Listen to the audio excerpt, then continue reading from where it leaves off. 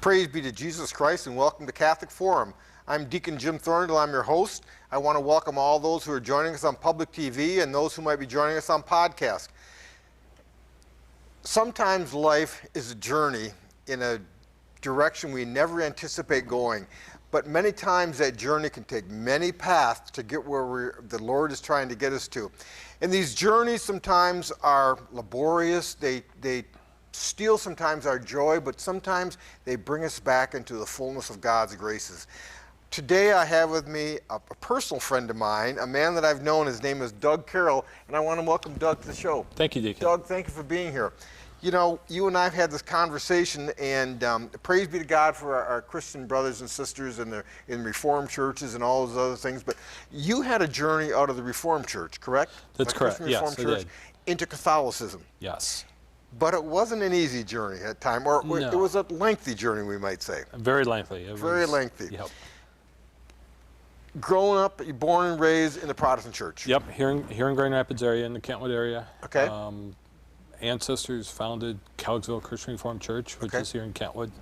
Back in the 1870s. That was my grandparents' great-great-grandparents, not my immediate ones. Okay. Not that old.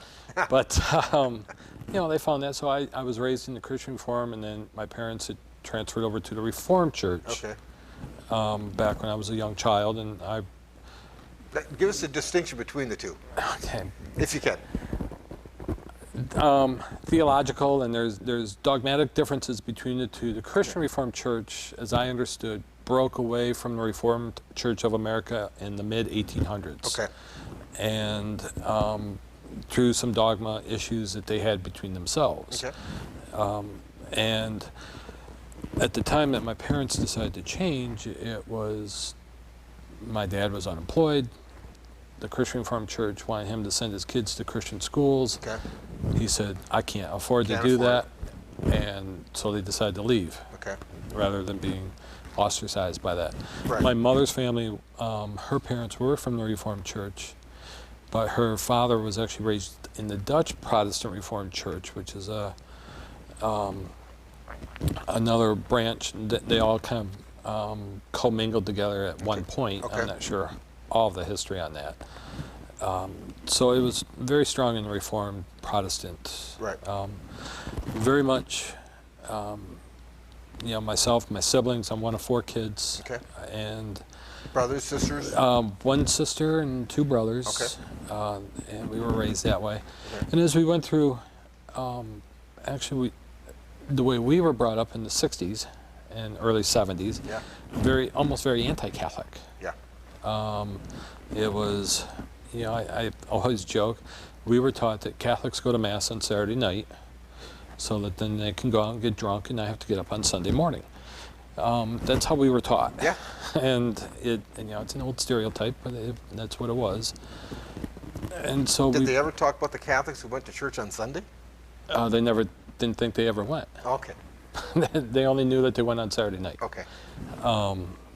And so through that, involved in the church, my parents were very strong believers, very much into their faith. I mean, we were, and praise be to God for that. which is great. Yeah. And it was a great foundation, foundation. And when you look at between the Protestant and especially the Reformed traditions to that of the Catholic Church, actually I look at that there's actually more similarities than there are differences. Right.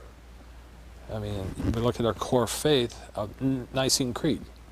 That's right. It's true in both forms of religion. Of course, the Reformed Church would not be a sacramental church. No. No, they would not have that sacramental nature. No, it is not. Right. But it's but they do have a lot of the same doctrines. Yes. Very similar doctrines and very similar beliefs. Okay.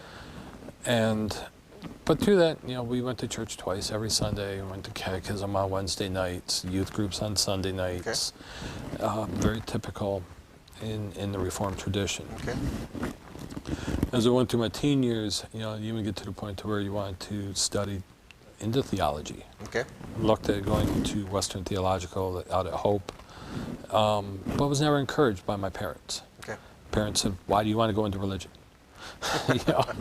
Why do you want to be a preacher?" Yeah. go, it's easy.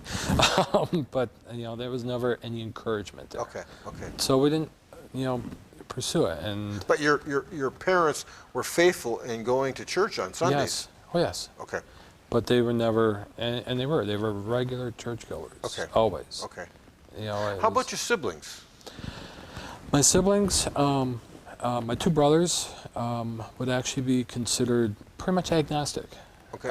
They went during this time. They went when they lived at home, but after they left home, they were not into, they were not faith-based. They were not into organized religion per se. Okay. They never followed that. Okay. My sister, she did, was very faithful with her church. Actually converted, went to the Presbyterian church. Okay. And her husband, my brother-in-law, was, he also taught part-time. He taught religion. He liked teaching the Heidelberg Catechism. Okay. Oh, really? Yeah, Okay. through Spring Arbor College. Okay. So, which was always interesting to teach that, and then to Right. a Methodist, Right. to a Methodist college, he taught part-time. So it was, and sometimes, and later in life when I went to Catholicism, that was always interesting conversations to have with somebody that loved to study the I'm Heidelberg sure. Catechism I'm sure. and then Catholic teachings. Well, now, so here you are growing up as a young boy in a Protestant home, in a Reformed home. Something starting to work. What's going on with you at that time? Well, in my mid-teens, I wanted to go to college, and I was still pretty strong in my faith, but I wanted to go to college, so I had to work Okay. to pay for my own college, and so I did that. And that started to take me away from even regular church activity. Okay. By choice. By choice. Okay. By choice. And just kind of got comfortable with that. You start going out, hanging out with people, partying a lot, drinking drugs, all, starting Yeah. in high school and through college. Very much more comfortable way Yeah. to follow it. It's an easy path to follow. It is. And- It's like Catholics. We miss one Mass, we feel terrible. If you miss a second Mass, and the sky doesn't fall on you, you think, well, that's not so bad. And pretty soon you could miss 3 and 4 and nothing happens. You think, well, it must not be that important to go to Mass. Right. It really becomes a culture in your thinking. And probably that's the same way you were getting. It was very much so. Yeah. And I just continued down that path. And I enjoyed, going into college, into my 20s, of really not partaking in any type of religious activity. Let me ask you this, Doug. During that time, you still knew that God was alive? Yes. Yes. I would say I've never denied, Okay. denied God, Okay. but I never participated, never practiced, never was involved in any type of religious activities. Okay.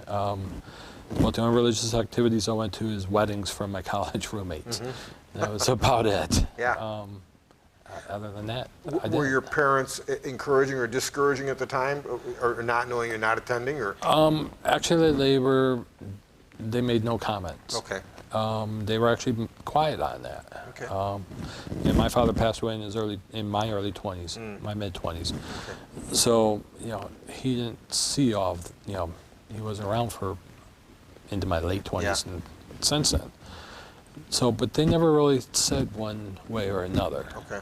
They weren't You're just kind of an oasis out there. just an oasis and just went away. Okay. And it's just had that freedom, and it seemed like it was like a freedom to Yeah. not participate. And we young men, when we were, as I recall, I was young once. When Me we're too. young, we think we're never going to have to be accountable. We're never going to die. We're in it for the long haul, and it's all about us. Mm-hmm. Yeah. It is. You're correct. Yeah. And it was all about us. And it was, that's how I thought. I enjoyed, like I said, my travels. I mean, I went to Europe, traveled South America, Central America, traveled all over, and just enjoyed myself. Of course. And did Kind further. of put God on a shelf and just. Put them way in the back of the Yeah. shelf. So it was. You got pretty dusty there. Believe me, you weren't alone. Nope. You know that. And that's a typical path. Yeah. For a lot of people, I know you hear that now more. The more you keep people focused on their faith, it'll stay with them. Yeah. You know, as they're younger. But I did. I went away. Now, you mentioned you had Catholic roommates. I had Catholic roommates. I had and friends in college. I mean, I Okay. had one friend. We always laughed at him because his mom would call him up every Sunday morning, 8:30, time for you to get up and go to mass. Every Sunday, Did he go? he would hang up and say, "I'm going, Mom," and went back to bed. But he did go Yeah. regularly, but not every Sunday. So you actually saw a Catholic who went to Mass on Sunday, Yes, I did. contrary to what you were taught. Contrary to what I was taught. Wonderful. Yes. Okay. I did. They'd walk right across campus and go to mass. Yeah. But and I had other friends of mine that got married in the Catholic Church, and just friends of mine through college. Would you go to the wedding? Yes. A lot of times I was standing in the wedding. Oh, okay. So I had no choice. Okay. So you're part of the wedding party. And part of the wedding party. Okay. So and would be there. And Being young, then, what can you recall? What sense you had of the at that time of the Mass? not so much of the mass. Always enthusiastic. Even being raised in a Protestant household, we always seemed to watch the Easter Mass and the Christmas Mass from the Vatican. Oh my gosh, yeah. I mean, it was still an amazing thing to see, and you still see, it's mesmerizing, and as mysterious as it is now, Right. it was then also. Right. And so we would watch Oh, that's that. interesting. But it was never, because it was just a big thing to watch. Do you think that would be typical of a Protestant household, that they would watch a Mass in the Vatican? I mean, I know you can't I'm not speak sure. for- I yeah. can't speak for all, but we did. And I wouldn't be surprised if there's a lot of people that do. Okay. I mean, it's, even though a different faith, it's still respect. Right. And it was still, they know there's still some of Christian unity. Yes. And so there was that mutual respect. Okay. And they enjoyed it, and sometimes they would use it to be critical, like, oh, look at all the money there, and Yeah, look at of all the course, gold and of course. everything. And It's always easy to look at the negative. too, isn't it? always easy to look at the negative. Yeah. But yeah, they would partake. Okay. So here you are in college, going to some periodic masses for a wedding. That's about but it. Partying and traveling, really having Doug's own way. Yes, very much so. Life seems good. Yes. You're getting education, and you're still alive. Yep. As much as I tried, Yeah. and I did. College friends will tell you that. Yep. I tried very hard, and that continued on throughout my 30s. Was never really involved with anybody. Just really into my own self. Okay. Very, I guess you could say, almost a selfish attitude, Okay. but very much into my own being. Yeah. Do what I wanted to do. Were you working at the time? Oh yes, I've always worked full time. Okay. And through that time, What because I had to pay for my habits. What occupation are you in? Throughout the time, my background's in accounting. Okay. And then I went into computer software support. Okay. And I'm now back doing accounting. I was separated from my job about a year and a half ago. Okay. And so now I'm back into doing So accounting. you would have somewhat of an analytical mind. Very much so. Yes. Very much. In Very that type of field. Yeah. Debits and credits all Yes. the way. And that's exactly how it is. Things are black and white. Black in and your white, no world. gray. No gray. Okay. It's straightforward. Yeah. And through the 30s, probably mid 30s, late 30s, I started, you start feeling somewhat alone. You see all your friends, they have, they've either been married for 10, 12, 15 years Yeah. by then, and have kids that are growing up. All of and a sudden, you can't run with your buddies anymore. you can't run with the buddies. Yeah. You're on your own, and I wasn't really looking for relationships or Yeah. anything, and But did you feel that the world was kind of passing you by? I don't know if I Or are you really. still enjoying it? I was still enjoying it. Okay. I still enjoyed what I was doing. Okay. I don't think it was. I never felt it was passing me by. Okay. I did enjoy it, and it was during those times. And then I did start dating occasionally Okay. until I met my wife, and She made you stop dating, huh? she made me stop dating other people. Yes, That'll happen. it does happen. It does happen. So and it was a different perspective even meeting her. Now, So. she was Catholic? She was raised, yep, she was born and raised Catholic. Okay. Her grandparents are very well involved in the Catholic Church. Okay. One of your side notes, I know you're leaving soon for Rome. Yes. Her grandparents were even a recipient from John Paul II of a proclamation for their service to the Catholic Church. Wow, wonderful. And that's one of their family's cherished moments. And, Yes. And she has relatives that too were, the first director of the Clinic of Santa Maria here in Grand Rapids is her aunt. Okay. And so her grandparents, are very Catholic, Okay. very much raised. When you first met her, did you know she was Catholic? I suspected. Okay. The reason I asked that is because obviously from your background and your what you were taught, I would think perhaps you might try and steer away from the Catholic girls. Yeah, I didn't. My suspicion was that she was Catholic and it was a stereotype. She's Hispanic, she's Mexican. Okay. Mexican heritage. Okay. And so I suspected that she was Catholic. Did you think you're going to reform her? No. No. If anything, I probably thought she would reform me Okay. or rein in my heels. I don't know. Yes. You didn't think about that. Okay. When you're dating or starting to build relationships with Okay. somebody. Sure. We didn't think of that. But I would suspect somewhere in the back of her mind, being a strong Catholic, she probably had some designs for you, whether you knew it or not. I probably didn't know it. Yeah. And I don't know if she knew it. Okay. Because even after we became engaged and her thing was, yes, we're going to be married in the church. I said, fine, we can do that. So Were you just indifferent to it? I was indifferent. Okay. I didn't care. Okay. I really didn't care. Okay. It was when, my first experience to that was when we went to the parish in the neighborhood I lived in. And, so, yeah, we want to get married here. And the priest says, are you members here? And we said, no. And he says, well, join up. He said, become a parishioner and I'll marry you. Yeah. We'll talk. And at that point, that's when, through the pre-Cana process, with the parish priest, he was very, very strong because he led all of the pre-Cana. He did that. We met with him weekly. I mean, that was a kind of a different feeling too, to be meeting with a priest and a man of God. Yes. On a regular basis. Yes. Somebody I hadn't really hung around with for 20 years. Okay, of course. So, Of course. So he was catechizing you and probably evangelizing at the same time without you knowing it.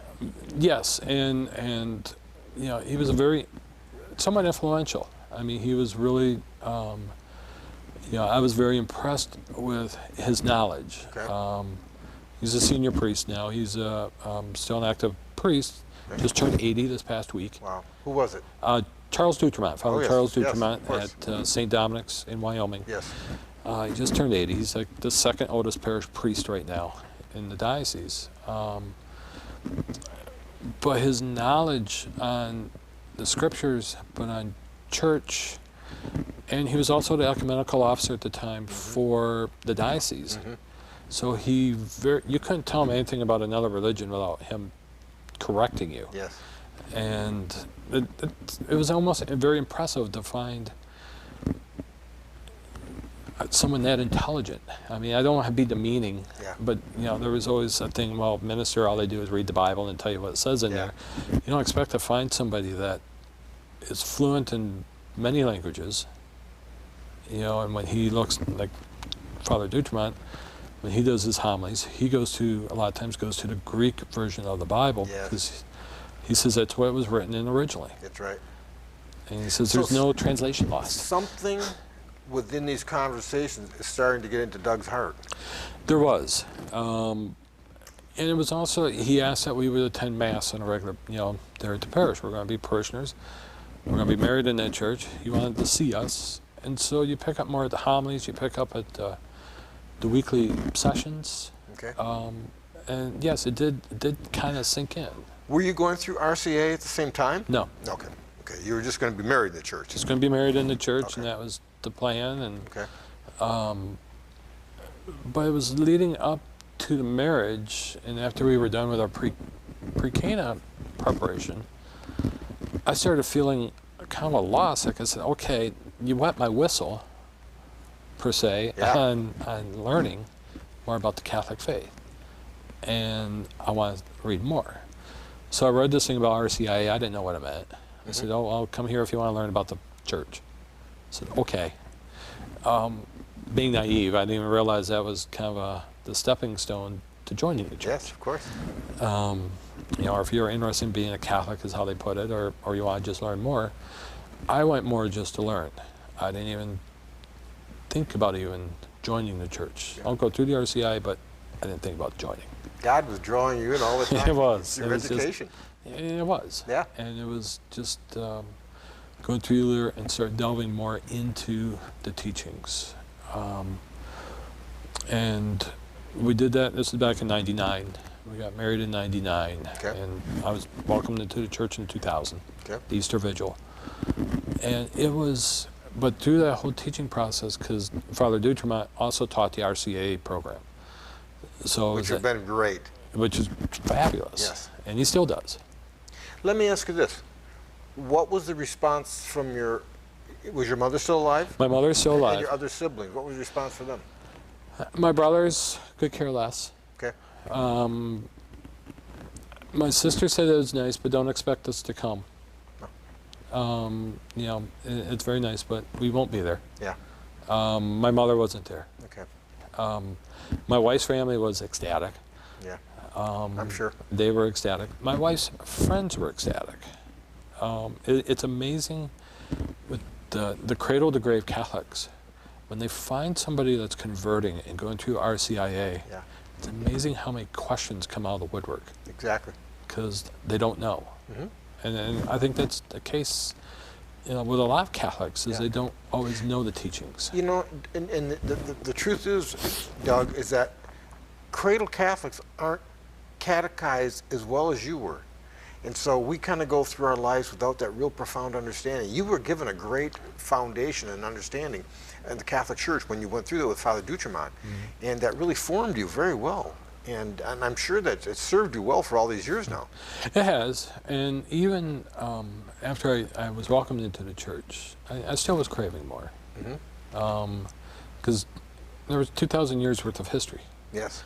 A lot to catch up with. A lot to catch up with. And I continue with that. I went through, the diocese had a program titled Called to Serve, Okay, sure. which was for lay leadership training. And it was for men and women to take. And for a lot of men that were going into that program, it was a stepping stone for joining in Yes. ordination into the diaconate at that time. That was never my path. Okay. I was never called to go down that path. But I did want to learn more about the church. Sure. And it was a fabulous program as a foundation, Yeah. the teaching, and it's a 3-year-long program. You know, you hit the nail on the head. Once you start that education process of the church, it begins to open up the understanding of who she is and where it's developed from back to 2,000 years ago. Right. And you're taking it past your Protestant background much farther back into the history of the church. Especially the early church. Yes. You know, it's one of the things, like we would talk about it, you know, how there was Catholics that said, oh, I want the old way. I want the Latin way. Yeah. If you look at it, the Latin Mass only came in place in the 1500s. That's right. 500 You years. gotta go past that. You got to go way past that. That's in the right. earlier 1500 years. Yes. And so to go back to that early traditions, back to the first century. Yeah. What was the most profound for you, if you can think of it, coming into the Catholic Church? Confession. Yeah. It's one thing as Protestants, we never had that sacrament of reconciliation. That was one of the most profound things. It was The moving Protestant understanding would be that you just go to Jesus. directly to Jesus. Yeah, and just say you're sorry. Yes, and to actually sit through, to go for confession, that first reconciliation. Yeah. I probably could have been in there for a half an hour. And You probably it's- were. pretty close. But it was a wonderful experience, Yeah. and it still is to this day. And foremost in all this is the Eucharist. Yeah. Eucharist is, it's the body and blood of Christ. That's right. And that is, to receive that gift Yeah. is The source and summit of our faith. yes. It's many people will say, well, we have communion in our church. I say, but there's a difference. We're a Eucharistic church. We're not we form a communion of believers, but the Eucharist is the source and summit of our faith. Right. Something that you didn't grow up with, correct? No, did not grow up with that. I mean, it's, with communion in our church, it was always, periodic. It was not a regular Right. receiving of communion. It was even confusing as a child because you would read, that Christ would take the wine and that would become his precious blood. But in growing up, we didn't have wine. It was Welch's grape juice. Exactly. And so it was totally different. Yeah, and it would have been. And it really is an understanding of the mystery you're entering into, too, as a Catholic, where Christ becomes present on the altar. Yes. Something that, how about the statues? Was that an issue for you when you first came into the church? No, I said, they look pretty. Yeah. Is really how you would look at it. Whether a statue of Mary and Joseph, it was symbols of the church. Yes. And it was a representation of what the church teaches. Yes. But it didn't bother me Okay. or anything. Was your first confessor Father Dutremont? Yes. So you felt you had a kindred spirit with that man at that time? Yes. Yep. But it's, and I go to different confessors now. Yeah. But it's still just as wonderful Yes. to do that. So you were brought into the church in 2000. In 2000. So you've been practicing Catholicism now for 14 years. 14 years, yes. Any regrets? Not yet. Not yet. Not yet. Well, the Lord's been gracious to you. Not yet. And the path continues. I mean, we continue to, not so much any formalized, but I've taken what I've learned and utilize that in different areas. Yeah. Whether it's assisting at my daughter's school at St. Thomas, where she attends, being involved in the school board. Yes. Did the same at St. Andrews when she was a student there at the St. Andrews School. In our parish, helping out pastoral duties at the parish. Of course. But then through other groups like men's prayer groups on Saturday morning. You've had people from the Arise group here before. Yes. And participating in that through the CAFA men's conferences, which Yes. is a wonderful, moving experience. It is. Well, Doug, I just want to thank you for being here and sharing with us because, people need to see that we do have a journey and that God has a plan for our lives. And He really has directed you, and you've become this good, faithful Catholic man that He's called you to be. And only in God's providence can that have happened, because we never can understand where God is taking us. We just have to be on that journey and be open to the Spirit, and that's exactly what you've done. And I want to thank you for that so much. It's been my privilege to know you. You're a Deacon. friend of mine, and I do get to see you on the Arise. Yes, so you do. thank you for being here. Thank you, Deacon. And I will continue to pray for your journey and for your understanding in our Catholic faith. So thank you for that. Thank you. And I want to thank all of our people today who are joining us and watching us. And I want to say, as always, we give all praise to Jesus Christ in the name of the Father, and of the Son, and of the Holy Spirit. Amen.